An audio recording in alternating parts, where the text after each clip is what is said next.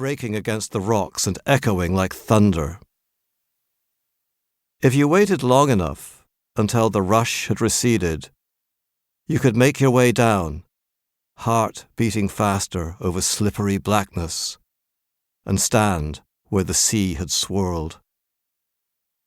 And if you looked upwards, you could just make out the crevice where a wandering teacher of old, driven mad by other people's laughter, had taken shelter from the world and shivered to death in the dampness that came seeping out of the walls.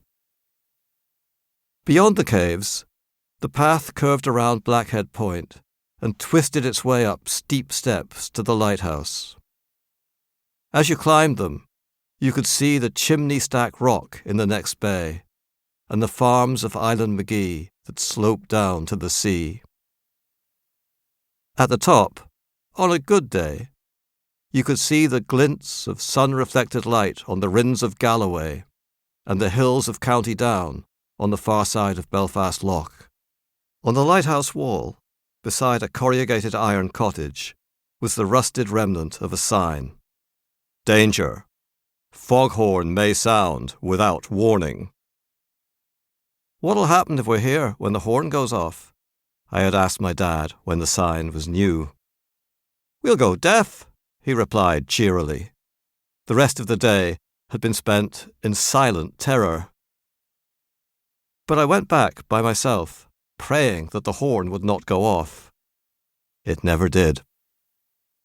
I went back to watch the fishing boats and to see the ships going out from Belfast Harbour.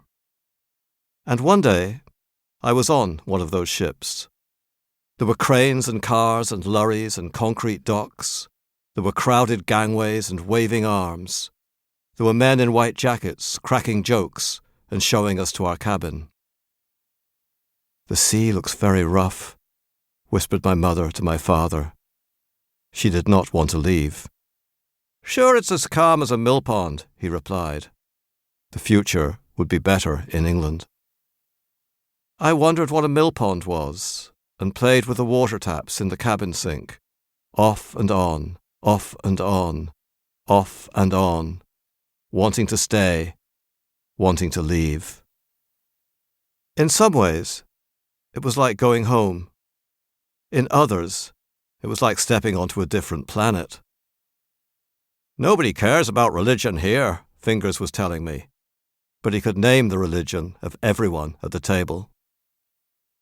Outside, staring across the sea to Scotland, was the Glasgow Rangers Supporters Club, traditionally a Protestant team for a Protestant people. The boulders on the beach had been spray-painted with the initials UVF, the Ulster Volunteer Force, the people who'd fight Britain to remain British. The broken-down benches along the promenade had been knifed with the letters FTP, Fuck the Pope. There was a faint smell of urine in the air. The Catholics were in the minority. They had to be careful. They might be seen as decent neighbours, or they might be seen as embodiments of the abstract Republican menace.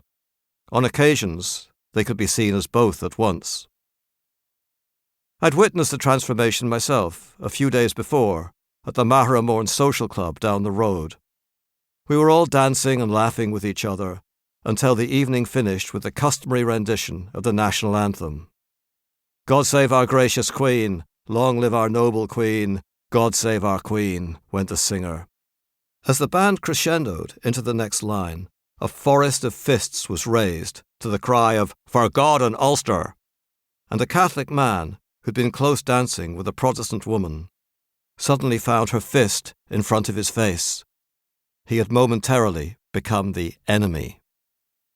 And when it was over, everyone carried on talking, as if nothing had happened, as if we were all on the surface.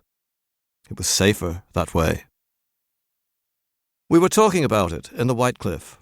When there's mixed company, said one of the Catholics at the bar, it's wrong to play the Queen. They should forget about anthems and just go home. His Protestant friends were not amused. To them, it was a statement of dislike.